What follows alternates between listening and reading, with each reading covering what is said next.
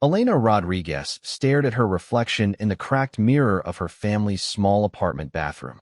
Dark circles shadowed her brown eyes, and her usually vibrant smile had faded into a thin line of resignation. At 24, she had never imagined her life would take such a dramatic turn.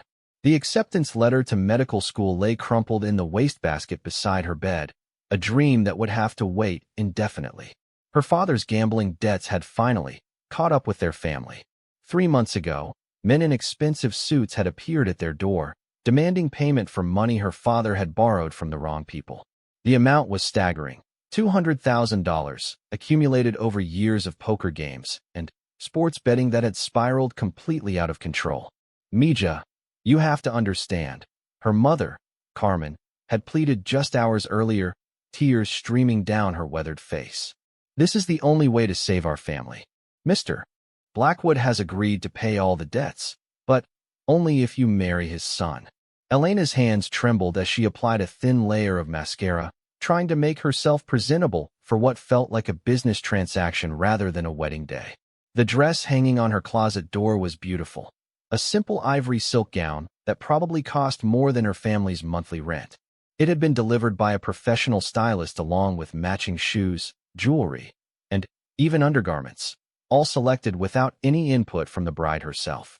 The Blackwood family was one of the most powerful and wealthy dynasties in the city. Richard Blackwood Sr. owned hotels, restaurants, and real estate developments across 3 states. His son, Alexander Blackwood, was 32 years old and had a reputation for being ruthlessly efficient in business and completely uninterested in personal relationships. Elena had seen his photograph in business magazines: tall, dark-haired, with sharp features and cold gray eyes that seemed to look right through people. Their first and only meeting had lasted exactly 15 minutes. Alexander had arrived at the Rodriguez apartment in a black luxury car, dressed in an impeccably tailored suit that probably cost more than Elena's family earned in 6 months.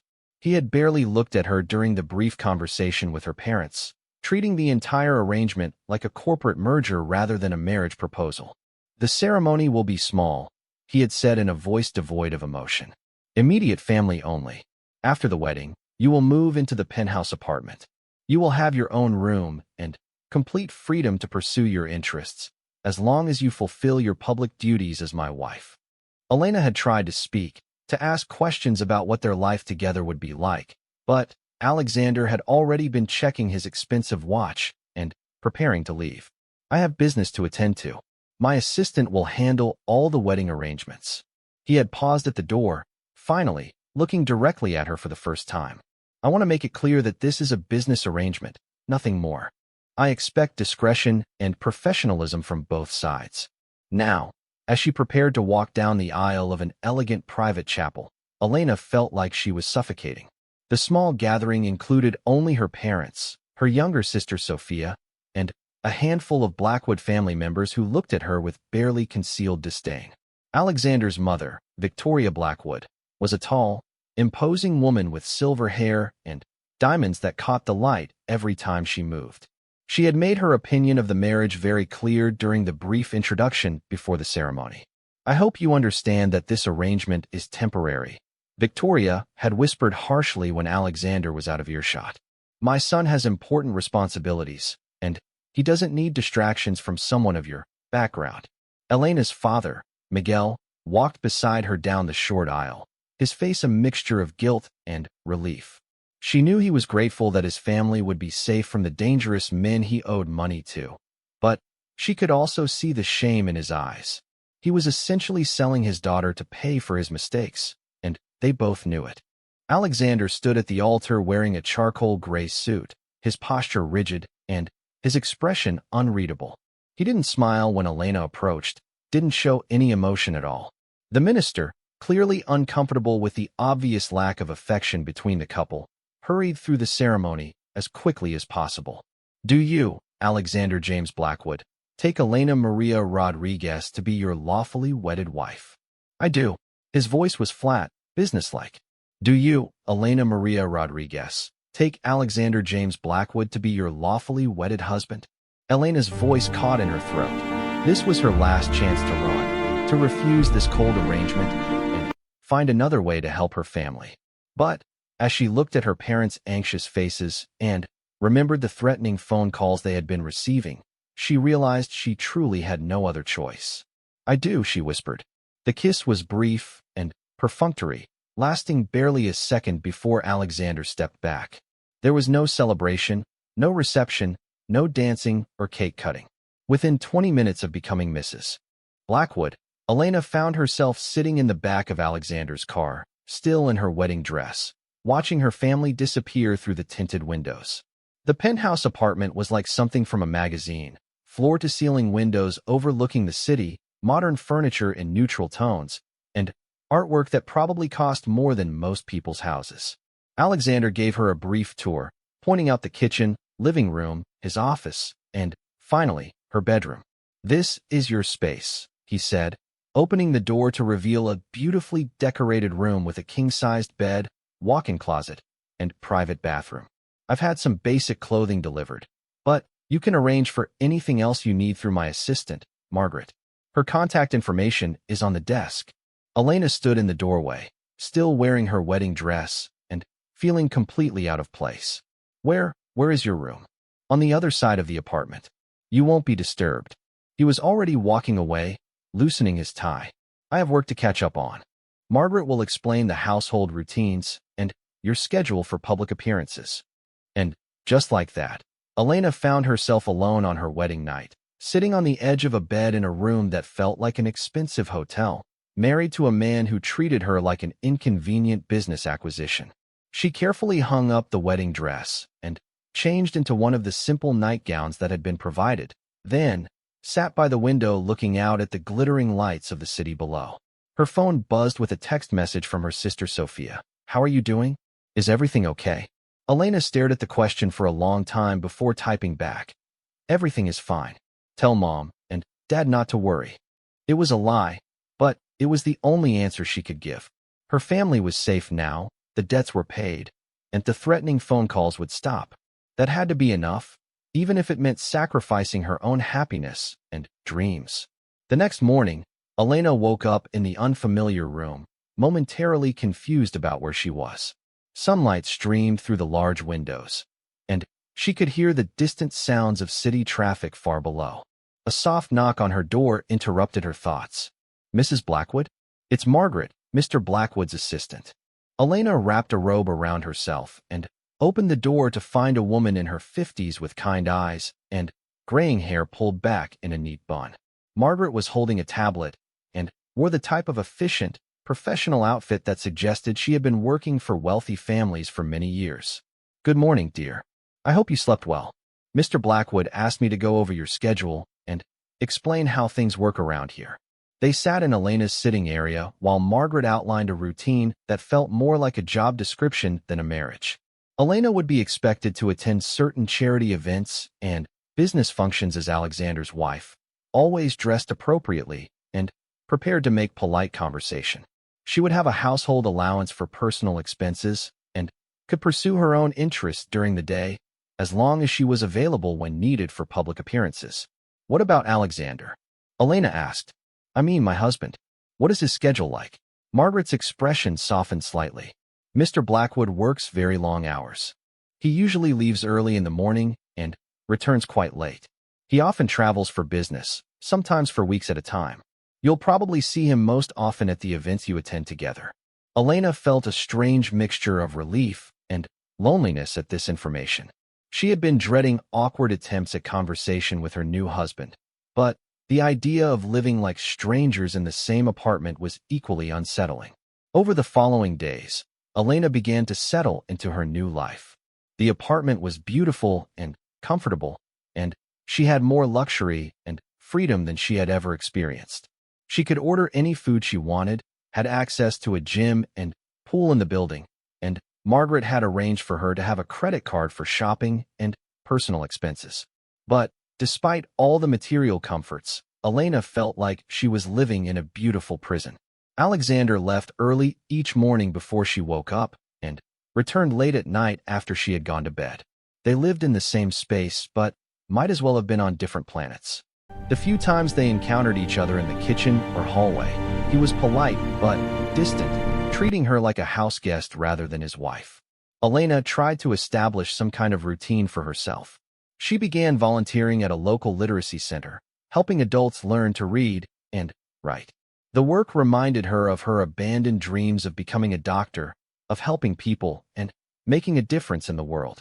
The other volunteers were friendly and welcoming, and for a few hours each day, she could forget about her strange new life and focus on something meaningful. Her first public appearance as Mrs. Blackwood came 3 weeks after the wedding. Alexander's company was hosting a charity gala to raise money for children's hospitals, and Elena's attendance was required. Margaret had arranged for a personal stylist to select an appropriate gown, a midnight blue dress that was elegant without being too flashy, paired with simple diamond earrings and a matching necklace. Elena barely recognized herself in the mirror. The styling team had done her hair and makeup professionally, transforming her from a young woman who had grown up in a modest apartment into someone who looked like she belonged in high society. But underneath the expensive dress and perfect makeup, she felt like she was wearing a costume. Alexander was waiting in the living room when she emerged from her bedroom. He was wearing a black tuxedo and looked impossibly handsome and sophisticated. For a moment, Elena thought she saw something flicker in his gray eyes when he looked at her, but it was gone so quickly she might have imagined it. "You look appropriate," he said simply, which was apparently the closest thing to a compliment she could expect from him. The gala was held in the ballroom of one of the most exclusive hotels in the city. Elena found herself surrounded by wealthy socialites, prominent businesspeople, and local celebrities. Everyone was polite to her, but she could feel them studying her, trying to figure out who she was and why Alexander Blackwood had married someone they had never heard of. Alexander was the perfect escort. He kept his hand lightly on her back as they moved through the crowd, introduced her to important people, and made sure she always had a drink and something to eat. But Elena could tell he was performing a role, just as she was. His smile never reached his eyes, and their conversation consisted entirely of the kind of polite small talk appropriate for public consumption. "How long have you two known each other?" asked Mrs. Davidson, the wife of a prominent judge. "Not very long," Alexander answered smoothly before Elena could speak. "Sometimes you just know when you've found the right person." Elena managed to smile and nod, but inside she felt like a fraud. The right person? They barely knew each other's favorite colors, let alone anything meaningful about each other's hopes, dreams, or personalities. As the evening progressed, Elena noticed something interesting. Despite his cold and distant demeanor toward her, Alexander was clearly well-respected in business circles. People listened carefully when he spoke, sought his advice on various matters, and treated him with the kind of deference usually reserved for someone very powerful or influential. She began to realize that her new husband was probably much more important in the business world than she had originally understood. During dinner, Elena excused herself to use the restroom. As she was returning to the table, she overheard a conversation between two women near the bar. "I still can't believe Alexander Blackwood got married," one of them was saying. "And to a complete nobody. Did you see her background check in the society pages? Her father is a mechanic, for God's sake."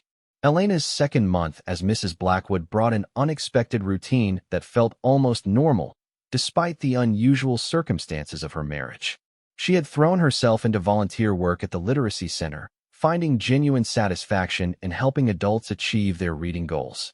The work reminded her of her dream to become a doctor, and while that path seemed impossible now, she could still make a difference in people's lives. Margaret had become an unexpected ally and friend. The older woman had worked for the Blackwood family for nearly 15 years and seemed to genuinely care about Elena's adjustment to her new life. During their daily coffee meetings to review schedules and correspondence, Margaret began sharing small details about Alexander that painted a picture of a man far more complex than the cold businessman Elena had married. "He wasn't always like this, you know," Margaret said one morning as they reviewed invitations to upcoming charity events. "When I first started working for the family, Alexander was in his early 20s, fresh out of graduate school. He was serious about business, certainly, but he smiled more. He had friends outside of work. Elena looked up from the stack of formal invitations, intrigued despite herself. What changed? Margaret hesitated, clearly debating how much to reveal. There was an incident about 5 years ago, a business deal that went very wrong, and some people he trusted betrayed that trust. Since then, he's been much more guarded, especially with new people. Elena wanted to ask more questions, but Margaret's phone was already ringing with the next crisis that required attention. Still, the conversation planted seeds of curiosity about her husband's past that Elena couldn't ignore. Living in the same apartment as Alexander continued to be strange and awkward. They maintained completely separate schedules and rarely encountered each other except for the formal events they attended together as a couple. But Elena began to notice small things that suggested he was more aware of her presence than his aloof behavior indicated. The apartment's kitchen was always stocked with food she particularly enjoyed, even though she had never mentioned her preferences to anyone. When she caught a cold during her 3rd week, she found throat lozenges and vitamin C tablets on the kitchen counter, along with a note from Margaret saying, "Mr. Blackwood thought you might need these." The gesture was indirect, but thoughtful in a way that surprised her. Elena also discovered that someone was paying for her volunteer work at the literacy center. When she tried to make a personal donation to support their programs, the director informed her that an anonymous benefactor had recently provided substantial funding for their adult education initiatives. The timing was too coincidental to ignore, especially when she learned that the donation had come through a foundation connected to Blackwood Enterprises. Their next public appearance together was at a museum fundraiser, and Elena was determined to learn more about the man she had married. She had spent hours preparing, not just with styling and appearance, but researching the other attendees and current events so she could contribute meaningfully to conversations. Alexander seemed surprised by her improved confidence and knowledge during their interactions with other guests. When Mrs. Patterson, the museum's board president, mentioned concerns about declining attendance among young adults, Elena was able to suggest specific community outreach strategies based on her volunteer work with literacy programs. "That's actually a brilliant idea," Mrs. Patterson said, making notes. "We should definitely explore partnerships with adult education centers." Elena noticed Alexander watching her during this conversation, his expression unreadable, but more focused than usual. As they moved through the event, she found herself actually enjoying the evening for the first time since her wedding. She was contributing something valuable rather than just playing the role of decorative wife. During the drive home, Alexander surprised her by initiating conversation. "You handled yourself well tonight," he said, his tone neutral but not dismissive. "Mrs. Patterson was impressed with your suggestions." "I've been learning a lot through my volunteer work," Elena replied, deciding to take a chance on honesty. It helps to have real experience with community programs when discussing outreach strategies. Alexander glanced at her, and Elena thought she detected a hint of respect in his expression. "Your volunteer work is at the Downtown Literacy Center?" Elena nodded, wondering how much he knew about her daily activities. "I help adults who are learning to read and write. Many of them are working toward their GED or are trying to help their children with homework." "That's important work," Alexander said, and for the first time since their wedding, Elena felt like he was speaking to her as a person rather than fulfilling a social obligation. The conversation died as they reached their building, but Elena felt like something had shifted between them, even if only slightly. Alexander was still distant and formal, but there seemed to be less active coldness in his behavior toward her. Elena began paying more attention to Alexander's routines and habits, not out of nosiness, but from genuine curiosity about the man she was married to. She discovered that he left the apartment every morning at exactly 6:30, carrying a leather briefcase, and usually talking quietly into a wireless earpiece about business matters. He returned most evenings between 9 and 10 o'clock, often carrying additional files or legal documents that suggested he continued working at home. But Elena also noticed details that revealed a more human side of her husband. He read actual physical books rather than digital versions, and his tastes ranged from business biographies to classic literature to what appeared to be historical fiction. He kept a small collection of vintage fountain pens on his desk, and she sometimes heard classical music playing softly from his office late at night. Most intriguingly, Elena discovered that Alexander received regular deliveries of flowers that were never displayed anywhere in the apartment. When she asked Margaret about this, the assistant's expression became guarded. "Mr. Blackwood has them delivered to various locations," Margaret said carefully. "It's a personal matter." Elena's imagination immediately conjured images of other women, perhaps a long-term relationship that Alexander maintained separately from his business marriage. The thought bothered her more than she expected, which was confusing since their arrangement was supposed to be purely practical. Her assumptions were challenged, however, when she accidentally discovered the truth about the flowers during a visit to her family's neighborhood. Elena had begun visiting her parents every Sunday afternoon, partly to maintain their relationship, and partly because the modest apartment felt more like home than her luxurious penthouse. During one of these visits, she stopped by the cemetery where her grandmother was buried to leave fresh flowers on the grave. As she approached her grandmother's section, she was surprised to see elaborate floral arrangements on several graves that looked far more expensive than the simple bouquets most families left. Reading the cards out of curiosity, Elena was shocked to discover that all of the expensive arrangements had been sent by A. Blackwood. The graves belonged to strangers, an elderly man who had died recently, a young mother, a teenage boy.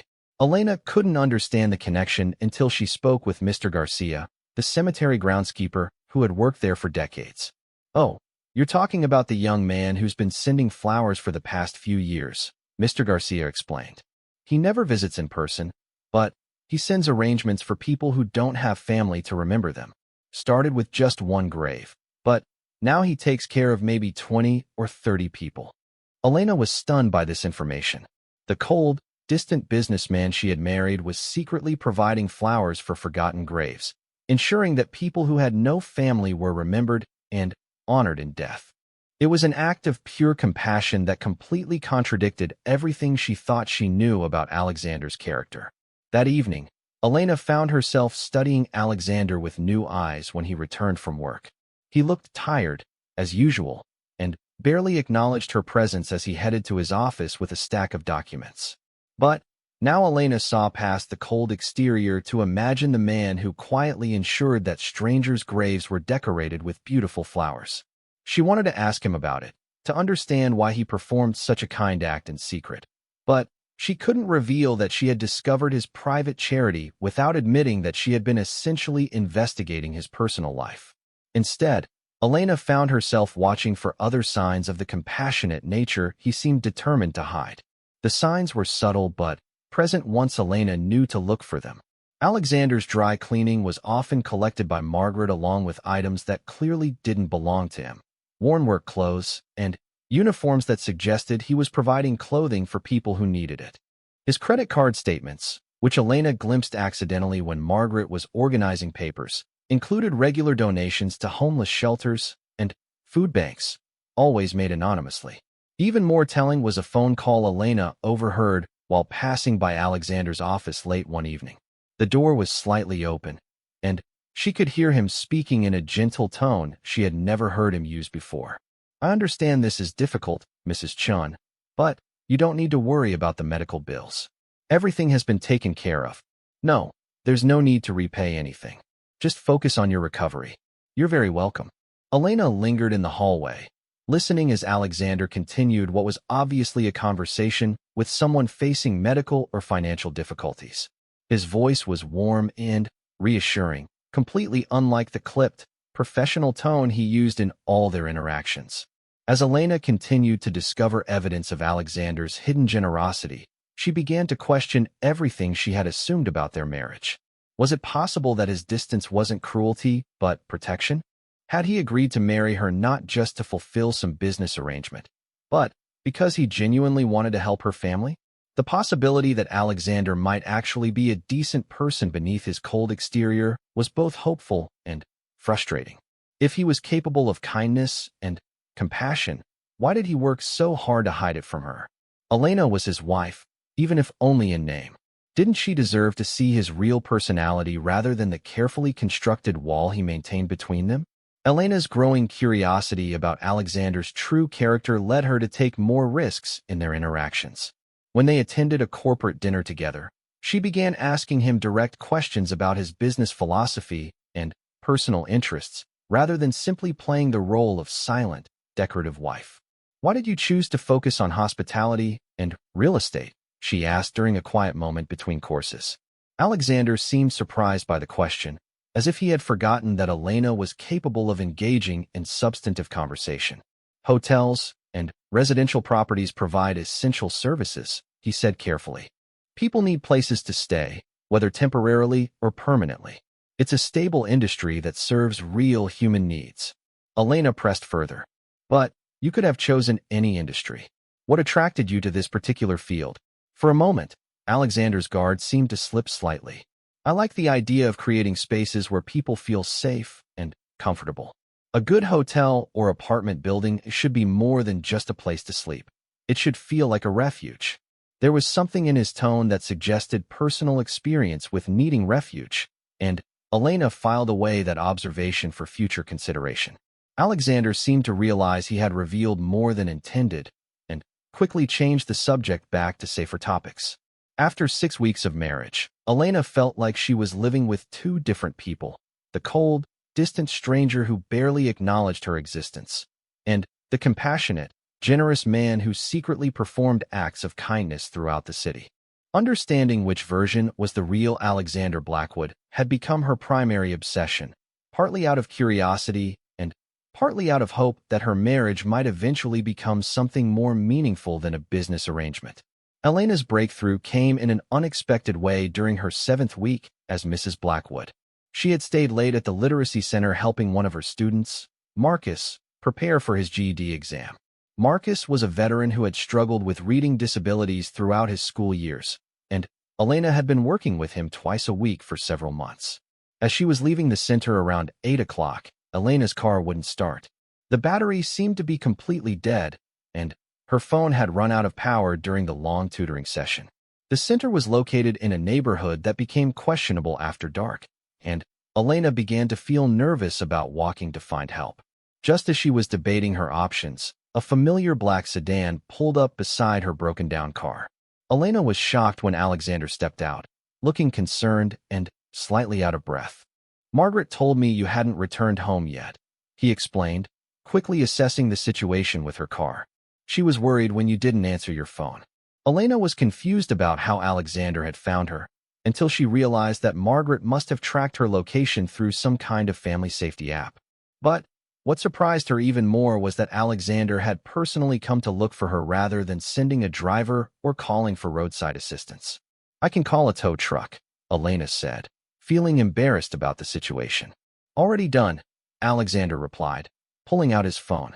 "They'll be here in 20 minutes. But let's get you somewhere safe while we wait." As they sat in Alexander's car with the heat running, Elena found herself in the longest personal conversation she had ever had with her husband. Without the formal structure of a public event, Alexander seemed more relaxed and human than she had ever seen him. "You do this twice a week?" he asked, looking at the modest building that housed the literacy center. "3 times, actually," Elena admitted. "I also help with their week." Elena's investigation into Alexander's true character accelerated after the night he rescued her from the broken-down car.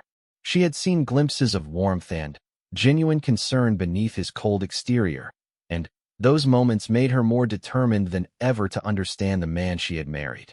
Her opportunity came in an unexpected form when Margaret fell ill with pneumonia and had to take 2 weeks off work. Alexander was traveling frequently for business during this period, leaving Elena alone in the apartment with unprecedented access to information about his life and activities. Elena didn't set out to spy on her husband, but when she found herself responsible for organizing his mail and handling some of his correspondence, she couldn't help but notice patterns that revealed more about his character. The morning mail included thank you cards from various charities, receipts for anonymous donations, and correspondence from lawyers handling what appeared to be pro bono cases for underprivileged families. One particular letter caught Elena's attention because it was handwritten rather than typed, and the envelope was addressed in careful, childish handwriting. Inside, she found a crayon drawing of a house and family, along with a note that made her heart ache. "Dear Mr. Angel Man, thank you for paying for my mom's operation. The doctors fixed her heart, and now she can play with me again. I drew you a picture of our family with you in it, because you are like our guardian angel. Love, Katie Chun, age 7. Elena stared at the letter for a long time, remembering the phone conversation she had overheard between Alexander and someone named Mrs. Chun. He had been paying for medical treatments for strangers, quietly ensuring that families didn't lose their homes or go bankrupt because of health crises. That evening, when Alexander returned from his business trip, Elena was waiting in the living room with his organized mail and messages. She handed him the stack of correspondence, including Katie's letter, watching his face carefully for his reaction. Alexander's expression didn't change as he flipped through the business correspondence, but when he reached Katie's drawing, Elena saw his jaw tighten almost imperceptibly. He studied the crayon picture for several long moments before carefully placing it in his briefcase along with his other important documents. "Thank you for handling the mail," he said formally, his voice giving nothing away. "Alexander," Elena began, then stopped herself. She wanted to ask about the letter, about Mrs. Chun, about the flowers in the cemetery, and the anonymous donations. But something in his expression warned her that direct questions would only cause him to retreat further behind his protective walls. Instead, Elena decided to try a different approach. "Would it be possible for me to get more involved with the charitable side of Blackwood Enterprises? I've learned a lot through my volunteer work, and I think I could be useful in identifying worthwhile programs to support." Alexander looked surprised by the request, as if he hadn't expected Elena to take interest in the business aspects of their arrangement. "What kind of involvement did you have in mind?" Elena had been thinking about this since discovering the extent of his private charitable activities. "I could help evaluate grant applications, visit potential partner organizations, maybe even represent the company at charity events that you don't have time to attend personally." For a moment, Alexander seemed to consider the proposal seriously. Elena could see him calculating the potential benefits and risks of involving her more deeply in his business operations. Finally, he nodded slowly. "I'll have Margaret set up meetings with our charitable giving coordinators when she returns from medical leave. They can explain our current programs and assessment processes." It was a small victory, but Elena felt like she had taken an important step toward becoming a real partner in Alexander's life rather than just a decorative accessory. More importantly, his willingness to trust her with meaningful responsibilities suggested that he might be beginning to see her as something more than a business obligation. Elena's first official meeting with Blackwood Enterprises' charitable giving team revealed the staggering scope of Alexander's philanthropic activities. The company donated millions of dollars annually to various causes, but Elena quickly learned that the official corporate giving was only a small fraction of Alexander's total charitable work. Sarah Martinez, the director of corporate social responsibility, was a warm, enthusiastic woman in her 40s who had been coordinating Blackwood's charitable activities for nearly 8 years. During their initial meeting, Sarah pulled up files that showed patterns Elena had begun to suspect but never confirmed. "Your husband has very particular interests when it comes to charitable giving," Sarah explained, scrolling through databases of approved organizations. "He focuses heavily on programs that provide basic human needs: shelter, food, medical care, education. But he's especially drawn to initiatives that help people who have been overlooked or forgotten by other support systems." Sarah showed Elena records of grants to programs serving homeless veterans, elderly people without family support, children in foster care who were aging out of the system, and families facing medical bankruptcy. The common thread was clear. Alexander sought out people who had fallen through society's safety nets and quietly provided the help they needed to rebuild their lives. "Does he ever meet with the beneficiaries personally?" Elena asked, thinking about the phone call with Mrs. Chun. Sarah's expression became slightly guarded. "Mr. Blackwood prefers to maintain anonymity in his charitable work. He believes that receiving help is difficult enough without the added burden of public recognition or forced gratitude." Elena understood the wisdom of this approach, but it also explained why Alexander worked so hard to hide his compassionate nature. He didn't want recognition for his kindness, because recognition would make it harder for people to accept help without feeling indebted or embarrassed. As Elena spent more time learning about the Foundation's work, She began to understand that Alexander's cold exterior wasn't just emotional protection. It was a deliberate strategy to ensure that his charitable work remained focused on helping people rather than enhancing his own reputation. In a world where wealthy philanthropists often use charity for social status and tax benefits, Alexander's approach was remarkably pure and selfless. Elena's growing respect for her husband's character made their continued emotional distance even more frustrating. She was married to a man who quietly performed extraordinary acts of kindness, but he seemed determined to ensure that she never saw that side of his personality. Their interactions remained formal and polite, like business associates who happened to share living space. The breakthrough Elena had been hoping for came during an emergency that tested both of their characters in ways neither had expected. Elena was working late at the Literacy Center on a Friday evening when Maria Santos, one of her students, arrived in tears with her 8-year-old daughter, Lucia. Maria was a single mother who cleaned office buildings at night to support her family while attending GED classes during the day. She spoke limited English and had been making impressive progress in Elena's program. But tonight she was panicked and desperate. Through tears and fragmented English mixed with Spanish, Maria explained that Lucia had fallen at school and injured her arm badly. The emergency room doctor said the arm was broken and needed immediate surgery, but Maria's insurance wouldn't cover the full cost. The hospital wanted a $5,000 deposit before they would schedule the operation, money that Maria didn't have and couldn't possibly raise quickly. Elena's heart broke as she watched 8-year-old Lucia sitting quietly, cradling her obviously painful arm while her mother sobbed with frustration and fear. This was exactly the kind of situation where Alexander's anonymous charity had made a difference for families like the Chens, but Elena had no way to access those funds or even contact Alexander directly to request help. Without really thinking about the consequences, Elena pulled out her personal credit card and told Maria they were going to the hospital immediately. She didn't know if she had enough credit limit to cover the deposit, and she certainly didn't have $5,000 in her personal account. But she couldn't stand by and watch a child suffer when she had access to resources that could help. At the hospital, Elena's credit card was approved for the full amount, leaving her with a sick feeling in her stomach as she realized she had just committed to a debt that would take years to repay on her volunteer salary. But watching Maria's relief and Lucia's grateful smile made the financial stress seem worthwhile. Elena stayed at the hospital during Lucia's surgery, translating for Maria when needed and providing emotional support during the long wait. She didn't think to call Alexander or let anyone know where she was. Her entire focus was on making sure the Santos family got through their crisis safely. It wasn't until nearly midnight that Elena's phone began ringing insistently. Alexander's name appeared on the screen, and Elena suddenly realized that she had been missing for over 6 hours without any explanation.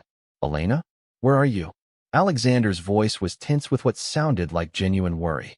"I'm at General Hospital," Elena replied, suddenly, exhausted from the emotional intensity of the evening. "There was an emergency with one of my students, and I'm on my way," Alexander interrupted, not waiting for her to finish the explanation. Elena was too tired to protest, and part of her was grateful for the offer of a ride home. Lucia's surgery had been successful, and Maria was finally calm enough to stay with her daughter overnight. But Elena felt emotionally drained from the experience. Alexander arrived at the hospital within 20 minutes, still wearing an expensive suit, but looking unusually disheveled, as if he had rushed out of an important meeting. His first words surprised Elena with their genuine concern. "Are you injured? Margaret said you never came home, and when I called the literacy center, no one answered." "I'm fine," Elena assured him, explaining about Maria and Lucia's emergency. "The surgery went well, and they should be able to go home in a day or two." As they walked to Alexander's car, Elena found herself sharing more details about the Santos family's situation and her decision to pay for the surgery deposit. She expected Alexander to be angry about her impulsive financial decision, or at least to lecture her about consulting with him before making such commitments. Instead, Alexander listened quietly until she finished the story, then asked a simple question that revealed more about his character than Elena had learned in 2 months of marriage. What else do they need? Elena looked at him in surprise. What do you mean? The mother works night shifts while attending school, and now she'll need time off to care for her daughter during recovery, Alexander said matter-of-factly. She'll lose income at a time when she has additional medical expenses. What other support does the family need? Elena stared at her husband, seeing him clearly for the first time since their wedding. This was the real Alexander Blackwood, not the cold businessman or the reluctant husband, but a man whose first instinct was to identify and solve problems that caused human suffering. Maria will probably miss at least a week of work, Elena said slowly. And Lucia will need physical therapy that might not be fully covered by insurance. Plus, Maria was worried about missing her GED exam next month because she's been studying for months and can't afford to wait for the next testing session. Alexander nodded as if he were taking notes for a business meeting. I'll have Sarah from the foundation contact the family tomorrow. We can arrange income replacement, cover all medical expenses, and ensure that Maria doesn't lose her educational opportunities because of this crisis. Elena felt tears welling up in her eyes as she finally understood who she had married. Why do you do this? Help people you don't even know? Alexander was quiet for several blocks before answering. Because everyone deserves to have someone in their corner when life becomes overwhelming, he said finally. Most people are only one crisis away from losing everything they've worked for. If I can prevent that from happening, why wouldn't I? The simple honesty of his answer made Elena realize that Alexander's charity work wasn't about guilt or obligation. It was a fundamental part of who he was as a person. He genuinely cared about human suffering and had the resources to make a meaningful difference in people's lives. As they sat in comfortable silence during the rest of the drive home, Elena felt like she was finally beginning to understand the man behind the protective walls. Alexander Blackwood wasn't cold or cruel. He was someone who had learned to guard his heart carefully, but whose compassion ran deeper than anyone realized. The question that remained was whether those walls would ever come down far enough to let Elena inside, or if she would spend the rest of her marriage admiring her husband's character from a distance while never truly knowing the man behind the public facade. In workshops for families, Alexander was quiet for a long moment. That's admirable work.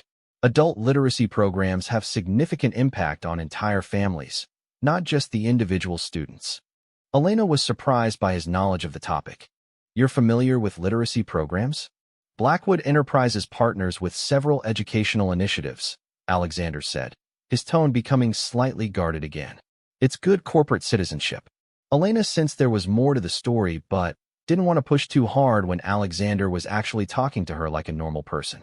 Instead, she found herself sharing details about her students and the progress they were making. Alexander listened attentively, asking intelligent questions and making thoughtful observations that revealed genuine interest in her work. When the tow truck arrived, Alexander insisted on following Elena to the auto repair shop and then driving her home himself. During the ride back to their apartment, Elena felt like she had finally glimpsed the real Alexander Blackwood, still serious and reserved, but capable of kindness and genuine concern for others. That night marked a subtle but significant shift in their relationship. Alexander still maintained his distance and formal behavior, but Elena sensed that some of the walls between them had begun to crack. She was more determined than ever to understand who her husband really was and why he worked so hard to hide his true nature from the world. I heard the family had financial problems, the other woman replied. Probably a rescue marriage.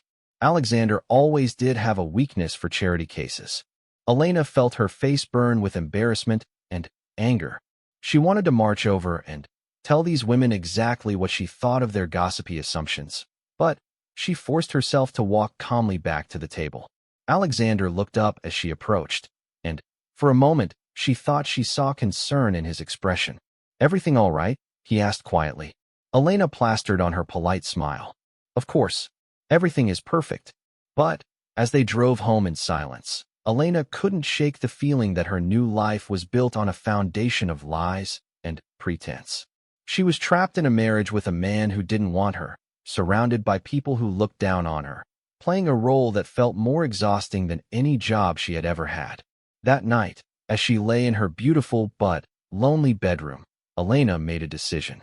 She might be stuck in this arrangement, but she wasn't going to be a passive victim of circumstances. If Alexander Blackwood wanted a wife who could fulfill public duties and maintain appearances, she would become the best society wife he could have imagined. And maybe, if she was very lucky, she might figure out a way to make this strange marriage work for both of them. But first, she needed to understand who her husband really was, beyond the cold and distant businessman he presented to the world. There had to be more to Alexander Blackwood than what she had seen so far, and Elena was determined to find out what he was hiding behind that impenetrable wall of professional politeness.